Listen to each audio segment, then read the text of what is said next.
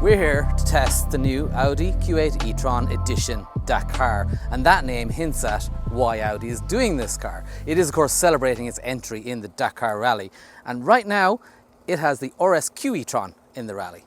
Is this anything like it? Let's have a look.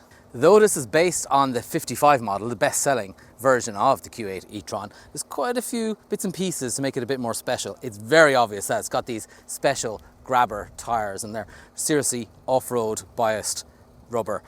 Really interesting. We're here in the dusty roads of Oman and it's no trouble for them. They grip into the dirt, grip into the sand and the rocks, and really bring this car further off-road than you'd expect it to be able to. Whether people will or not, that's up to them.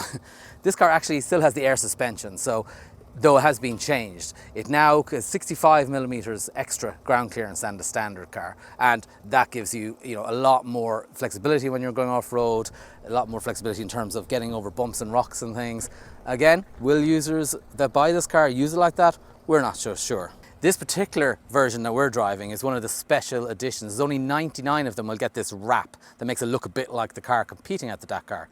I think a lot of people will be kind of happy that that isn't as standard. The roof rack is though, and bizarrely, even though this car comes on these bigger wheels, these bigger tyres rather, and off-road tyres, it also comes with a set of summer tyres and 20-inch alloy wheels for most people who are going to drive this car on the road, let's face it. This black car, because of the wrap and because of the colour, probably you can't see some of the detailing. So around the body-coloured grille in the middle, there's a surround which is black as standard. And if you have one of the other two colours, which is white and a grey, that stands out a little bit more. However, the increased ride height, these wheel arches are a little wider too. There's enough here to give it a bit of attitude. So we're actually driving in convoy in a quite a long off-road course here in Oman. It's very dusty, lots of rocks and stones. And we're in the first 5 versions of the wrapped car, actually. Because I heard about the car before we got here, I expected the wrap to be more of that kind of fluorescent orange colour that the RSQ-tron, etc. had before. But no, it's more subtle than that because it's based on a black car and most of the wrap is see-through. So it's a bit more subtle, but I still suggest that most people will be happy not to have it. I think this car probably looks more interesting when it's in the white or the grey colours as well, because it contrasts more with the different bits and pieces. Inside, not drastically changed. If the buyer goes for what's called the Audi Sport package, they get some red detailing. I mean, this wheel doesn't have it for some reason, but the rest of the car does. You get a lot of red stitching and red trim on the seatbelts. But regardless of that, even if you don't go for the Audi Sport package, you get these rubber mats and they've got Edition Dakar on them. The door sills have a similar idea, and within the infotainment there's special backgrounds which are inspired by Dakar. I mentioned that the car itself is based on the mechanicals of the 55 model, so obviously it's 2 motors, one front and rear. That's a 300 kilowatt peak output, which is 407 horsepower. And it's got about 660 newton meters of torque, so it's a lot of torque, and that's obviously what's more important when you're off-road. And as ever, an electric car, that's instantly available. In these conditions, we're not testing the performance particularly. We aren't even hitting maybe 100 kilometers an hour on these longer sections. It's very dusty. But the car is quite capable and hasn't been phased.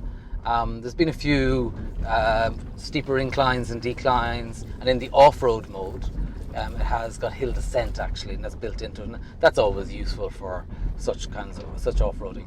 I'm watching out here and there's camels crossing the road ahead of us, and these tyres probably quite good for having to stop in a hurry in these conditions as well on this surface.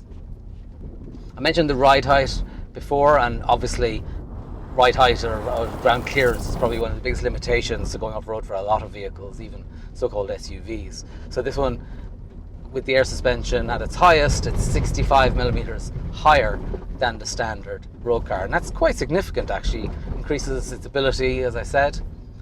It has the air suspension as before though, so when you're driving at higher speeds on the road, on the motorway, the air suspension automatically lowers the car. That improves the aerodynamics and increases the range. Interestingly, if you keep these off-road tyres on, the official range is 450 kilometers. But If you take those off and put on your summer tyres, the range increases by another 50 kilometers. So I suspect most buyers will do that most of the time, even if they buy the car for the off-road image that it comes with. It's quite fun on this loose surface, even with these very capable tyres, that you can slide it around a bit. That's really quite good fun. If you keep your foot down, it's very neutral most of the time, but if you keep your foot down through a longer tight corner, the rear eventually comes into play and you get quite satisfying little power drifts. I'm not sure where you'd do that in Ireland, but it is a lot of fun to experience and kind of shows the neutrality of the chassis, I guess. It's quite noisy over this rocky surface, and actually it kind of shows the durability of these cars. So these particular cars are here for 2 weeks doing this event, and every single day they're coming down here in the hands of ham-fisted journalists like me, and they don't seem to be bothered by it. It's fine, no special treatment. And interestingly, we don't have an engineer or a co-driver with us either. We're just said, yeah, just go, enjoy. The only thing you need to watch out for is dust from the car ahead, really. And the car ahead, I might add, is not exactly going slow. We're really not being nannied here. But it comes back to who's going to drive a car like this and in conditions like this. If you live in the Middle East, you know, you can play on sand dunes and stuff. Perhaps a car like this does make sense. Or maybe it makes sense even on a farm. It's going through mud. And the fact that it's an electric car that can do all that seems oddly perverse. Well, that terrain is perhaps a bit unlike what we're going to experience back home. And unfortunately, here's the bad news. This car at the moment is only slated for left-hand drive production. There are no plans to introduce it in the UK, Ireland, Australia, etc. It is under discussion. If you really like the look of it, if you think it's for you, then maybe get in touch with your local Audi dealer and try and convince them. In the meantime, if you're interested in buying the regular Audi Q8 e-tron or any other electric car, pop along to our website for more information. It's CompleteCar.ie, and it's a great resource for researching your next new car.